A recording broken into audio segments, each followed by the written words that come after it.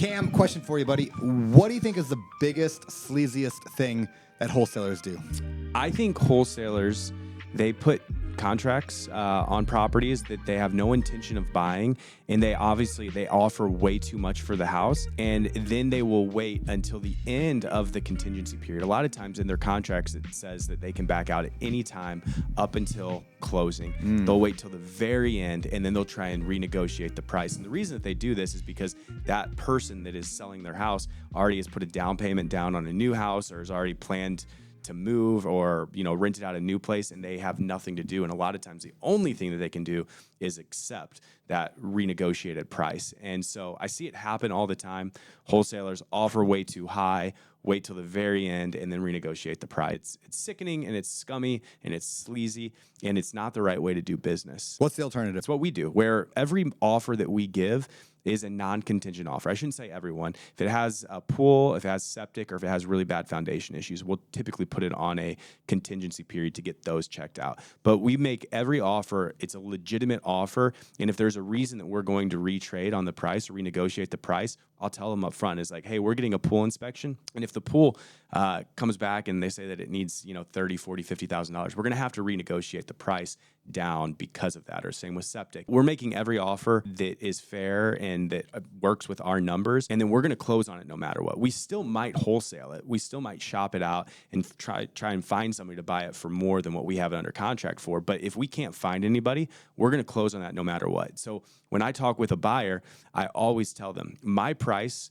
is my price. You can take it to the bank. There is no way that you're not going to get this money. If I can't find a buyer for it, I'm going to close on it anyway. But you know that whatever price I offer you is the number that you're walking out of the title company with. That's awesome, man. It's an integrity way to do it. Integritiful, is that a word? Integrityful? Integritiful. Integrous way to do it? Yes, I think so. And you can sleep at night, know that you didn't take advantage of grandma and grandpa. And the hard thing is you have those sleazy guys that will offer way more than what I can offer because they don't have any risk involved. So it'd be like me coming to you, Brandon, and saying, hey, Brandon, you want to sell your house for $200,000. Fine, I'll offer you $200,000. I have zero intention on ever closing on that at $200,000. Yeah. Then shopping it, finding somebody that would buy it from me at $140,000, waiting to the last day of closing, and then going to Brandon and saying, hey, I need I need a $70,000 price reduction, and then I'm going to make that $10,000 spread. Whereas for me, my number would be at $130,000 at the very get-go because I know what other investors are probably going to offer on it. So I know that there's a 10K spread in there. So I'm going to offer $130,000 at the very beginning. Well, they see that $130,000 versus that $200,000 number, and they're always going to take the $200,000 number,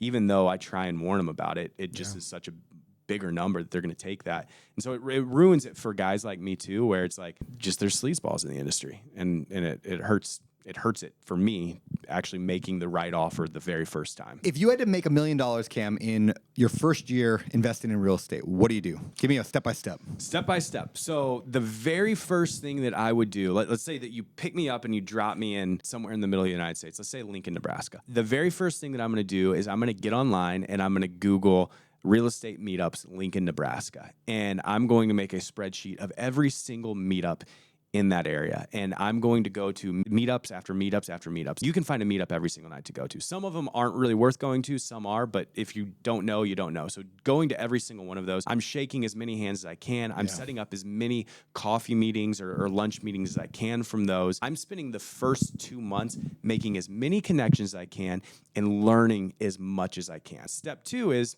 through that, I'm learning how to find deals, and I'm connecting with all of these people that are out there actively finding deals. And I'm also connecting with people that are actively buying deals. So now I have people that are going to bring me deals, and I have people that I can sell deals to. I'm going to start being the person that connects the dots, and I'm going to make a fee off of that. From that, I'm going to go and I'm going to invest in direct-to-seller marketing. So maybe I have a $20,000 wholesale fee. I'm going to take that $20,000 and I'm going to immediately put it into direct mail campaign, maybe pay per lead, and I'm going to start getting seller leads coming into me. I'm going to go walk those properties. I'm going to put those properties under contract. I'm going to flip those properties or wholesale those properties. I think anybody can make $1 million a year in real estate if it's all they focus on. You can do it actually really, really quick. You just have to be all in. Yeah, let me throw a few more thoughts on that one. And by the way, if this is helpful, make sure you hit that little thumbs up button on the video, but also subscribe to our channel here at YouTube, because I think that our channel is one of the greatest places that you can get free information for real estate where we're not constantly pitching you on, selling you on some $50,000 course. I want you to be in real estate. So hit the subscribe button. But let me give you some thoughts on how I think about, and I know you do as well, Cam, but I'll give you some thoughts for the audience on how to think about getting to those numbers. And that is reverse engineering your plan to $1 million. So what that means is I'd say, okay, I'm going to set a goal for the year. If I got to make $1 million, I'm going to say I want to do 10 flips at $50,000 a pop. I'm going to do 30 wholesale deals at 10 to 12 grand a pop. Now I've got a number. Now I would then drill down to quarterly. I'd say this quarter, what am I actually going to get done? So the first quarter, it's going to be the meetup stuff. So I'm going to set it now. I'm going to set my habits. In other words, what are the things I'm going to do every single solitary week? I'm going to go to 3 meetups a week. I'm going to analyze 14 deals a week, sit down meetings with 3 banks every single week, and have 5 hard money lender conversations every week. That first quarter is probably all that work. I'm probably not buying anything. I'm also going to be thinking, if I'm going to do $1 million a year, I'm going to need more people than just me. So I'm going to start looking around for partners or for JV deals or for some additional help because I need to get other people doing stuff so that I can really ramp that deal flow up. So I'm thinking who, not how, in addition to my habits, my actions, my constraints, and my KPI. Habit, action, constraint, KPI is the ultimate life hack, right? We want to hack our success, hack our victory. So I'm gonna reverse engineer that, and then every single quarter, I'm now gonna set a new goal. Hey, this quarter, now that I got all the prep work done in quarter 1, quarter 2 is all gonna be about how many direct mail letters do I have to send? How many pay per leads do I have to get? How many offers do I have to make? Get numbers on them, work backwards, and then find people and make it their responsibility. Now you might be saying, I don't have the money to hire somebody. You can also bring in, again, like partners. So maybe it's not you doing it, like paying a salary, but you're doing it by giving them 20% of the deal. Or you find college kids who want to intern. Whatever you can do to who, not how it, because you get the results of what you repeatedly do. So defining what you repeatedly do, and then the last piece I'd add in there is I'd add up some accountability around those actions. It's easy to say, I'm going to go do these things, I'm going to do this, I'm going to do that. To actually get that stuff done for a long period of time, like a whole year, you're going to need some accountability. Maybe you're going to hire a coach. Maybe you're going to join a program. Maybe you're just going to get a group of people, like 5 dudes together who are all doing real estate, and every week you're going to meet together and share your weekly goal, your wins, your losses, and what you're going to commit to this week. And maybe you're going to do some ridiculous, like, hey, whoever doesn't do it has to wear a dress to dinner at the end of the quarter or whatever, right? Who cares? Make it fun. But you got to find a way to keep it consistent. And if you do that, combined with the tactical stuff that Cam laid out here, you can make $1 million your first full year in real estate, just like you did, Cam. Yeah.